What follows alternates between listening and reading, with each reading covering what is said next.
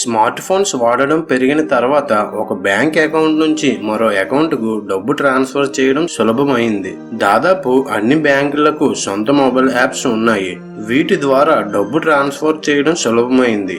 అంతేకాకుండా బిల్లు చెల్లింపులతో పాటు డబ్బు ట్రాన్స్ఫర్ తదితర సేవలకు పేటీఎం, తేజ్, భీమ్తో సహా పలు యాప్లు అందుబాటులో ఉన్నాయి.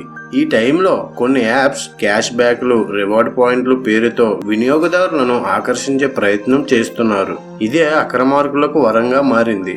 వినియోగదారుల అవగాహనని క్యాష్ చేసుకుని ఆన్లైన్ వేదికగా మోసాలకు పాల్పడుతున్నారు. ముఖ్యంగా తోటిపాటి యాప్ల ద్వారా బ్యాంక్ అకౌంట్స్ నుంచి పర్సనల్ ఇన్ఫర్మేషన్ దొంగలించి మోసాలకు పాల్పడుతున్నారు. తాజాగా ఇలాంటి ఉదంతం ఒకటి వెలుగు చూసిన నేపథ్యంలో ఖాతాదారులు అప్రమత్తంగా ఉండాలని RBI హెచ్చరిస్తుంది. బెంగళూరుకు చెందిన మాజీ బ్యాంక్ ఉద్యోగి ఒకరు ఇలాంటి తోటిపాటి యాప్ కారణంగా ₹1,00,000 కోల్పోయాడు. Syndicate Bank retired employee Narayana Hegde ఈ వ్యాలెట్ వినియోగదారుడు. తన కొత్త మొబైల్లో వ్యాలెట్ రీస్టోర్ చేయడానికి online mobile wallets helpline గురించి వెతకగా ఎనీ డెస్క్ యాప్ కనిపించింది. ఈ ఇన్స్టాల్ పూర్తయిన తర్వాత మీకు వచ్చిన సందేశాన్ని ఫార్వర్డ్ చేయండి అని ఉండడంతో నారాయణ్ అలాగే చేశాడు. వెంటనే అతని ఖాతా నుండి విడతల వారీగా ₹1,00,000 విత్డ్రా అయినట్లు సందేశం రావడంతో వెంటనే బ్యాంకు బ్రాంచ్ ని సంప్రదించాడు. ఆదిత్య బిర్లా పేమెంట్స్ బ్యాంక్ ఖాతాకు UPI ద్వారా ₹1,24,000 జమ అయినట్లు గుర్తించారు. దీంతో చేసేది లేక సైబర్ క్రైమ్ పోలీస్ స్టేషన్ లో ఫిర్యాదు చేశారు. ఈ ఘటన జరిగిన 2 రోజుల తర్వాత RBI అన్ని బ్యాంకులకు హెచ్చరికలు జారీ చేసింది. ఆన్లైన్ మోసాలకు సరికొత్త వేదికలు వస్తున్నాయి, జాగ్రత్త అని సందేశం పంపింది. ఎనీ డెస్క్ యాప్ ఇన్స్టాల్ చేసుకున్న వారికి మోసగాళ్లు 9 అంకెల కోడ్ను పంపి దాన్ని ఫార్వర్డ్ చేయడం ద్వారా ఖాతాదారుల మొబైల్ను సులభంగా యాక్సెస్ చేయగలుగుతున్నట్లు గుర్తించారు. ఎనీ డెస్క్ యాప్ లాగానే మరికొన్ని యాప్స్ బ్యాంకు ఖాతాదారుల సమాచారాన్ని దొంగలిస్తున్నట్లు RBI గుర్తించింది.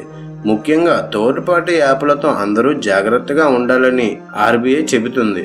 ఏమైనా తోటిపాటి యాప్ను ఇన్స్టాల్ చేసే సమయంలో బ్యాంకు ఖాతా వివరాలను, క్రెడిట్, డెబిట్ కార్డుల సంఖ్యలను, OTPలను, పిన్ నెంబర్లను అడిగితే అలాంటి యాప్లను డౌన్లోడ్ చేయవద్దని RBI హెచ్చరించింది.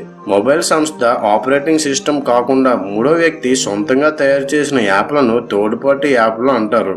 వీటితో ఆ సంస్థలకు, కంపెనీలకు ఎలాంటి సంబంధం ఉండదు. ఒకవేళ సంస్థలే సొంతంగా యాప్లను తయారు చేసి అధికారంగా విడుదల చేస్తే దాన్ని ఫస్ట్ పార్టీ యాప్ లేదా నేటివ్ యాప్ గా పిలుస్తారు. యాపిల్, గూగుల్ స్టోర్ లో కనిపించే మెజారిటీ యాప్లలో తోటిపాటి యాప్లే ఎక్కువ. ఈ యాప్ను ఇన్స్టాల్ చేస్తున్న సమయంలోనే మొబైల్ కు సంబంధించిన వివిధ పర్మిషన్లు ఈ యాప్లు అడుగుతాయి. అవి అందించే సేవలు పొందాలంటే కొన్ని అనుమతులు తప్పక ఇవ్వాల్సి ఉంటుంది. అయితే ఏ యాప్లు అయితే బ్యాంకు ఖాతాల వివరాలు, క్రెడిట్, డెబిట్ కార్డుల వివరాలు అడుగుతాయో వాటితో జాగ్రత్తగా ఉండాలి.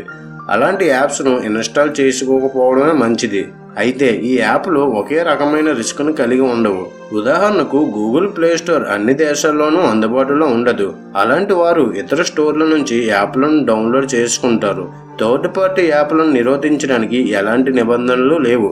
అవసరాన్ని బట్టి మాత్రమే యాప్లను డౌన్లోడ్ చేసుకోవాలి. ఎక్కువ కాలం వినియోగించిన యాప్లను అన్ఇన్స్టాల్ చేయాలని నిపుణులు సూచిస్తున్నారు. దీంతో పాటు మొబైల్ కంపెనీ ఇచ్చే సెక్యూరిటీ ప్యాచ్లను ఎప్పటికప్పుడు అప్డేట్ చేసుకోవాలి.